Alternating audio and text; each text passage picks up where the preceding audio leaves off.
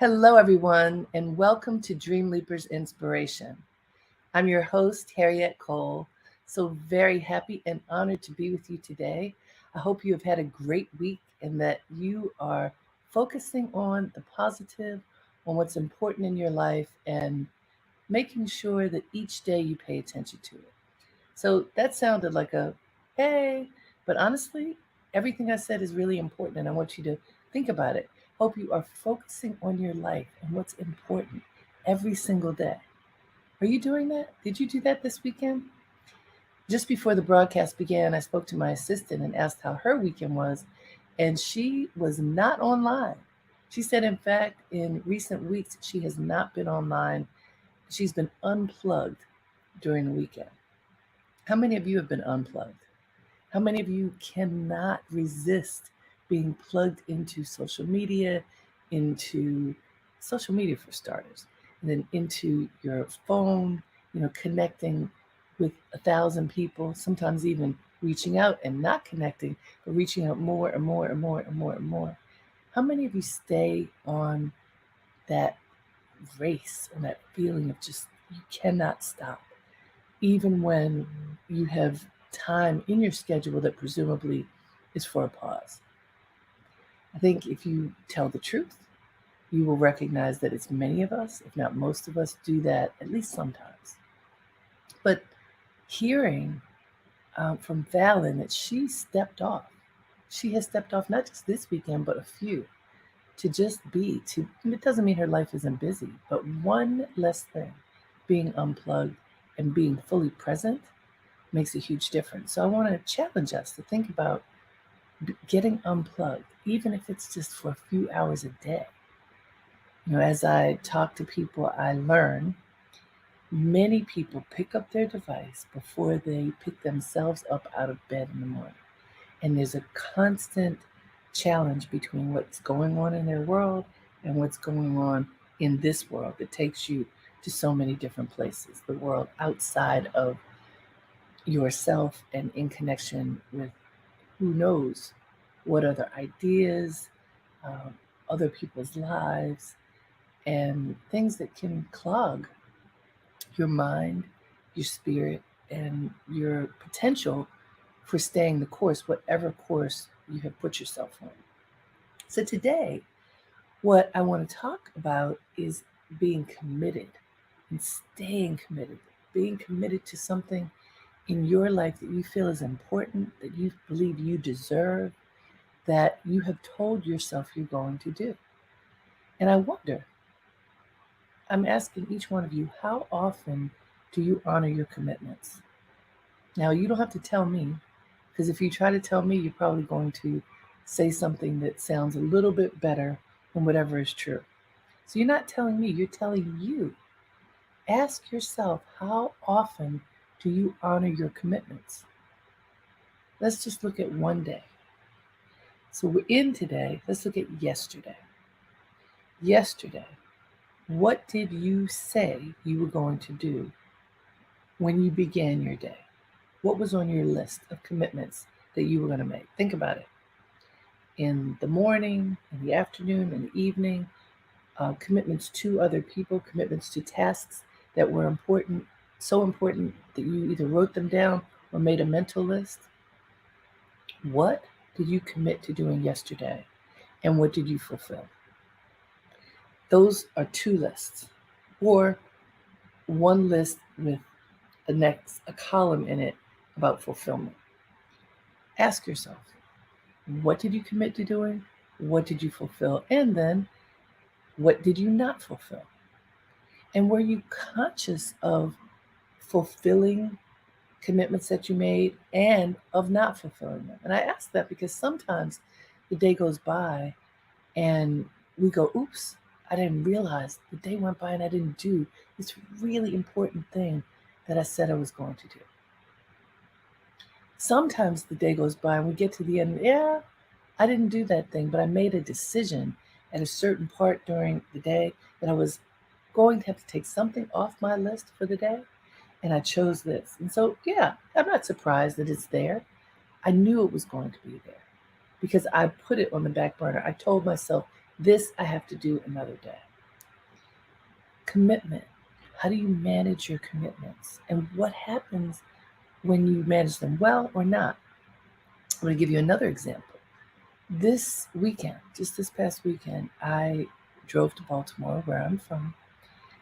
But why I went, the main reason that I went was to go to the wedding of a former intern of mine who has remained close in my life. And of course, I'm from Baltimore, and my love reason was to go see my mother and my family. But I knew how intensely busy my schedule had been, and even though Baltimore isn't that far, it's a drive. I knew my husband couldn't go, so I was going to have to drive on my own. And so I kept vacillating in answering my dear intern's request for me to come to her wedding. And my assistant very lovingly, but with a good nudge, kept saying, did you respond yet? What are you going to do? Are you going to go? Did you respond yet? And why did she do that? Because I asked her to. I don't like leaving things on the list unattended.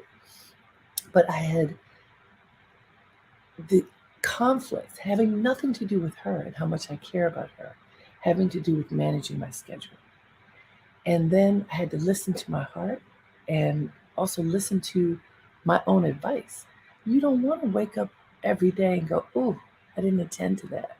Oh, I didn't respond to that. Oh, when am I going to do it? That is not a good feeling on the inside. And it's not just not a good feeling for me or you. It's not a good feeling for whoever's on the other side of it waiting to hear back from you. Because then all kinds of questions come in. You know, I know she cares about me. Does she care enough to come? That was never an issue. But somebody could feel that if you're not responding. Practical. I have to make a decision for the food, for the table count, for, 'cause it's not usually the ceremony, but it's the reception. It's about organization, money, planning, and somebody who's late in responding in answering a commitment simply to answer the question, are you coming or are you not coming? My tardiness had an impact on her. Now, I responded in time, and I'm so grateful that I went. But I'm mentioning this because you could have had a situation where, for whatever reasons, even if you think they're valid reasons, you were slow to respond to something important in your life. What happens internally when you are slow to respond, and what happens externally? So, this example for me of this lovely young woman's wedding and my delay in responding, there were so many emotions and experiences tied up in it, and I bet you can relate, even if it's not a wedding that you might have been tardy for. The feeling of not being responsive, of being conflicted over, do you have enough energy to complete this task? The feeling of pressure to make a decision and move forward and ensure that the person on the other side is feeling honored and loved. So when you don't respond, when you don't fulfill your commitments in a timely manner, all kinds of other experiences, emotions, actions occur or inaction. And there are effects to that. There's spiritual and psychic effects. There can be monetary effects, all kinds of things when you don't honor your commitments in a timely manner. In this case, I want to say I did honor my commitment. I found the energy and resolve to go. It was beautiful. I'm so glad that I went. And she was glad that I came, even though I was a bit tardy in responding to her.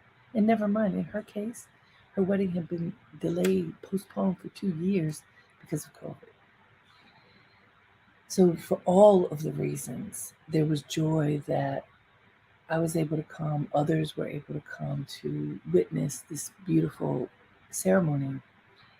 And for me, it took the time it took to figure out how I was going to make it there, but I think I would have felt a lot better had I decided sooner. So that's my story. I share it because I know that when you listen to others' stories about whatever the challenges that you might be facing, it can be easier for you to imagine yourself in that situation sometimes than to first look head on at yours. So that is one example of many that I could give you about myself. I want to ask you, what is it that you are facing that you may not have attended to in the best possible way? What are you facing now that you have not attended to? There's a very good chance that there's something going on in your life, in your world right now that needs your attention and that you have put to the side. Oh, I can't figure it out. I can't get to that yet. My plate is too full. I can't focus on that.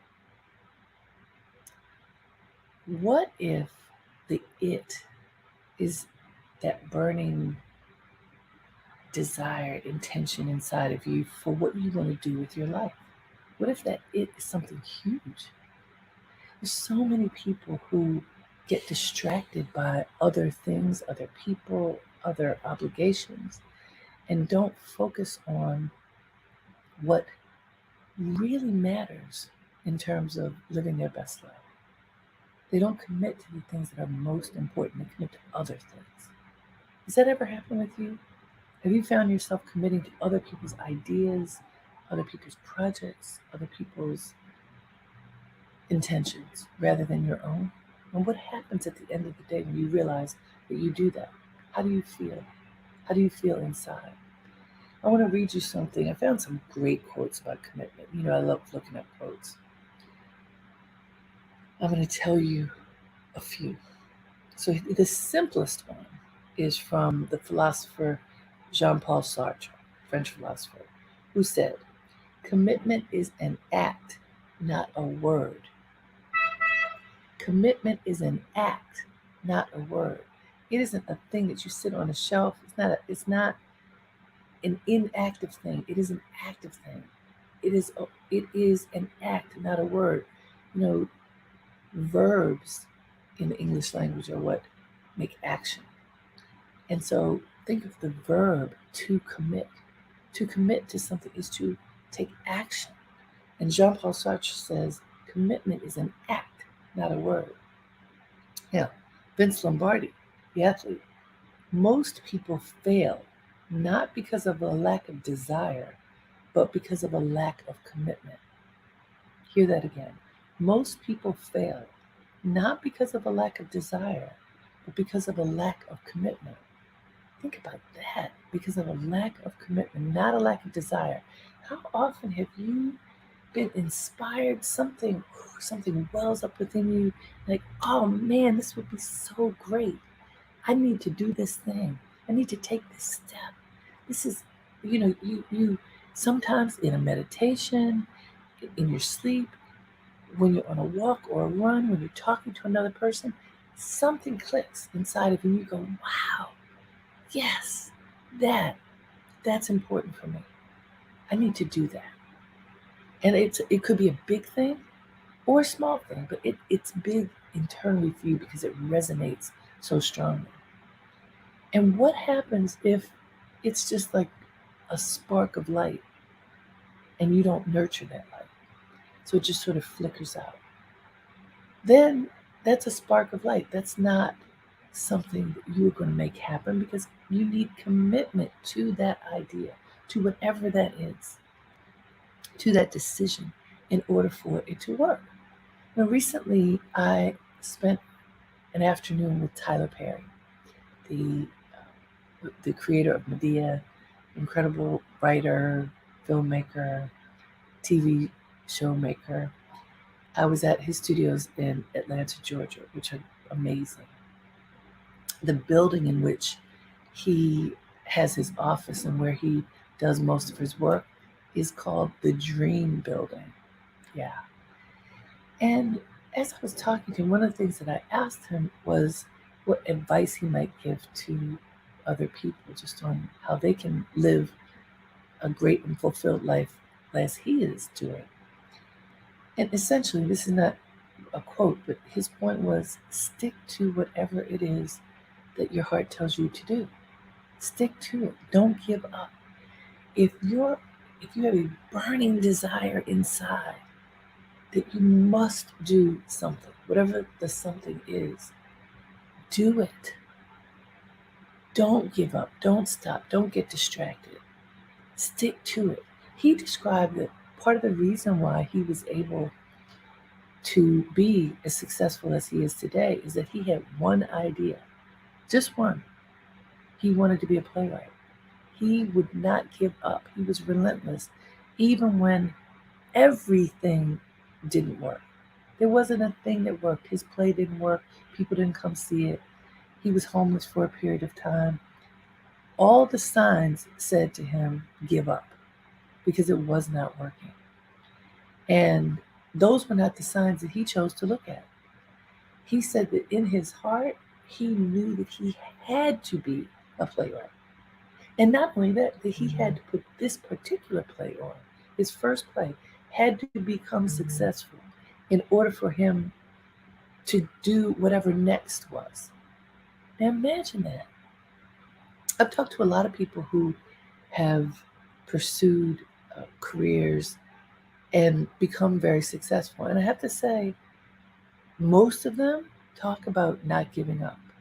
Some of them, to be fair, some of them say they would going down one path and it just wasn't clicking, wasn't clicking, wasn't clicking, wasn't clicking.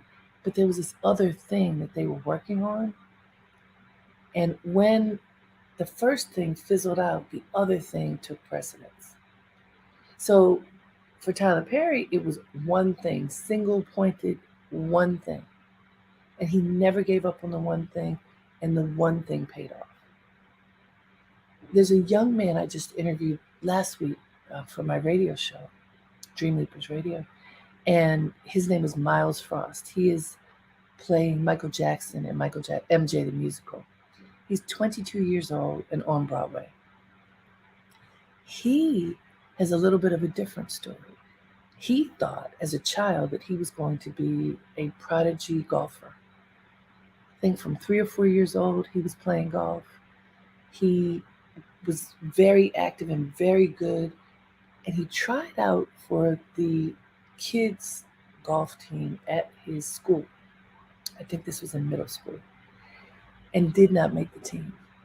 And he had been performing as well, been in some stage productions, knew how to play piano, and was involved in the creative arts, but his love was golf. He was very disappointed that he did not make the team. But the next year, he said, okay, I'm coming back. I'm going to try for that team one more time. He tried one more time, and he did not make the team. And he said in that moment when he realized that if he could not make the team for his school, which was going to give him entree into potentially the professional world of golf, this wasn't really going to work for him because he didn't have the resources to take himself to the next level. That field of playing golf is very expensive. And while he could have stuck to it in the Tyler Perry vein, instead he said, well, here's this other thing that I'm really good at. And I'm getting a lot of support around performance. So he said, I'm never going to stop playing golf, but let me think of not pursuing that as my career goal. And mind you, he's in middle school. Let me pursue this other thing that I'm really good at and that I'm getting a lot of support to be a part of this. And so that pivot meant everything for his career. Again, he's a young person, but this young person who has been committed to performing, to refining the craft of singing, of dancing, of acting, has paid off for him as he is now playing Michael Jackson on Broadway. And I think that the play has already garnered 10 Tony nominations. It is excellent. I've seen it. It's excellent. Those are two examples of different approaches to commitment, both with the foundation of stick to it, work as hard as you can, go for it. With Miles, once he made the full commitment to performance, he was all in, being in every performance that he could in junior high and which middle school, in high school, in college. Whatever it takes. Let me read you this quote again. I want you to be clear about it. So most people fail not because of a lack of desire, but because of a lack of commitment. Think about your own life. How many times have you said, "Oh, I'm going to do that," and you forgot? You got distracted. You tried, you didn't do so well, so you gave up. And then that goes on the list of failures. Sorry, I don't like that list. I do not. I'm okay with choosing to walk away from something after giving it my all, but just letting it fizzle out because I wasn't paying attention, I don't like that. I prefer making the commitment, staying laser focused on it, putting the time and effort in on a daily basis, watching it nurture or not, and then making a decision, an informed decision, based upon all of the factors that you have determined to be factors for success or not. That's when you are conscious and intentional about whatever it is that you're doing in your life. And if you're not being that, you're going to end up at the end of the week, the end of the month, the end of the year, the end of your life going, "Oh, I wish I'd done that. Oh, I could kick myself because." I want to have as few of those on my list as possible. I feel confident that you don't want that on your list either. You don't want a whole list of regrets. I coulda, woulda, shoulda, as they say. You don't want that. You want successes, small victories that can lead to big victories. Think about when you were in school. The thing that I like about school is that you get rated on a regular basis so that you can assess how well am I doing in this particular area? What do I need to learn? What do I need to go back and pay closer attention to? What are the refinements that I need to engage in order to do as well as possible in this particular area? That's what school does. It lets you know you're doing great. You get an A. You're doing pretty good. You're getting a B. You're doing okay. You get a C. You're really not doing well. You get a D. You are failing miserably. You get an E or F, whatever it is. I never got one of those. What happens after school? What happens in life? How do we get measurement of what we are doing and how well we're doing it? Well, if we pay attention, the measurements come all the time. At work, at least once a year, there's an evaluation. And my friend Paula Madison said to me once, you should never go into an evaluation unsure of what's going to be said. You should know where you stand in your company because you are constantly in relationship with whoever your peers are and your boss so that you are able to hear and understand where do I fit in? How am I doing my job? Where do I need to work to be better? What am I excellent at doing now? You know, are they planning to keep me or is it time for me to go? She said, you absolutely should never be in a situation where you walk into an annual review, a quarterly review, whatever the review is, unclear about where you stand. But in order to be clear, it means that you have to be engaged and you have to have courage to ask questions and check in and to learn, oh, do I need to work on this? What are the improvements I need to make? What do you need in order for me to do the work that this department, this company requires? A constant engagement is what helps you to succeed and to be aware of how you fit into the moment. So, the grading system that exists when you're in school, you need to create for yourself in life. How do you assess how well you're doing? How do you assess the quality of your commitment? How do you assess how you work and act and react in the world, how that affects others? I think it's by paying attention and asking questions and checking in. Now, it is checking in from a point of confidence and true desire to learn, not out of a contracted feeling of, oh, I don't know if I'm good enough. You have to have confidence. Even if the confidence is in knowing that you need to learn more, knowing that I need a class, I need a lesson in this, I need some tutoring, I need some mentoring. But with confidence, you can go forward and say, I need help in order to be excellent at this. To your manager, can you help me figure out how to get better at this? When you do that, you put your manager in a position of accepting a certain amount of responsibility in helping you. When you don't do that, when you sort of brush it under the rug, oh, if they don't notice what's happening, then maybe things will be okay. Or you pretend, you kind of front and say, oh, you know, you are uh, so good at a certain thing that you sort of deflect and don't pay attention to the other thing. The problem with that is that eventually that other thing that you're not so good at, that you brushed under the rug, that you hid, that you were bombastic in one way and so you hid that other thing behind you. The problem is it shows its face eventually. And if you have taken so much time to hide it, chances are, of course, you haven't cultivated it. You haven't worked on it. You haven't committed to doing better at whatever that thing is. And then the weakness in you, the challenge in you grows. Even if you have it hidden, it grows because you haven't nurtured it and tended to it and worked to refine your understanding, your skills. I hope this makes sense to you. It's true. It's annoying that it's true. But if you don't work on the things that you're not good at, they don't get better. Now we know this.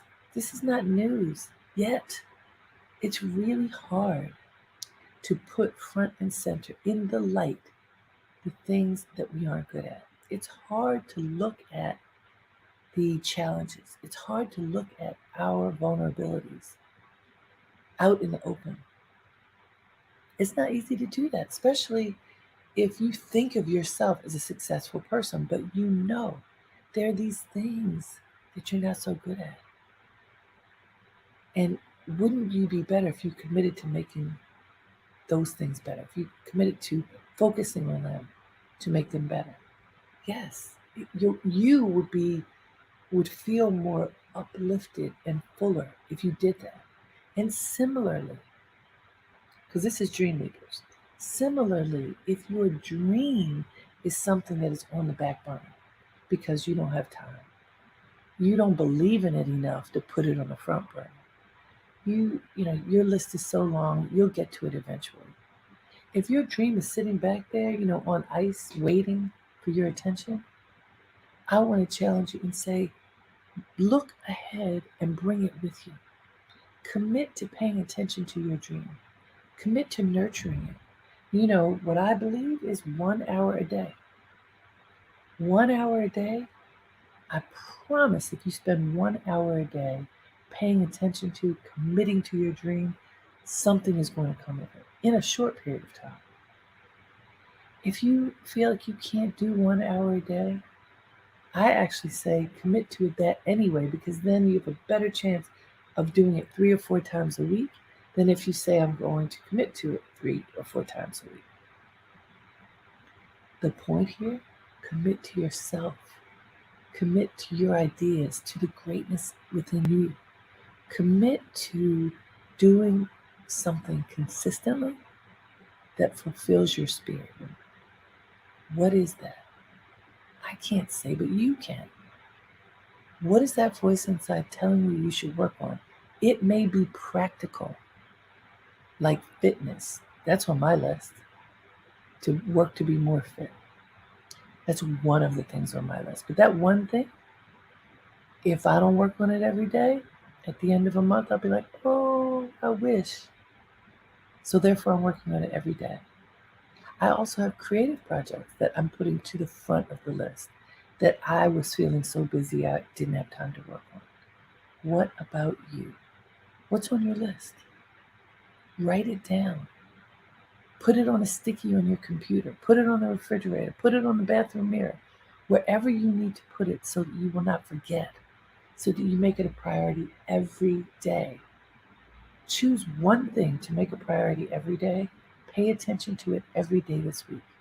Can you promise yourself that?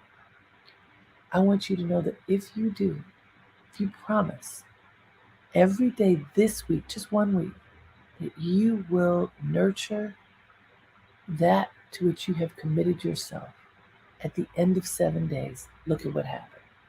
All right, everyone, we're making a commitment. Starting today, for the next 7 days, 1 hour each day toward your commitment to yourself. Okay? Promise? It's a promise to yourself. It's a worthwhile promise. If you commit to it every day, you will manifest it. And you will be so proud of yourself and so grateful. I look forward to hearing how you're doing that. Until we connect again, namaste. Have a great day and make it count.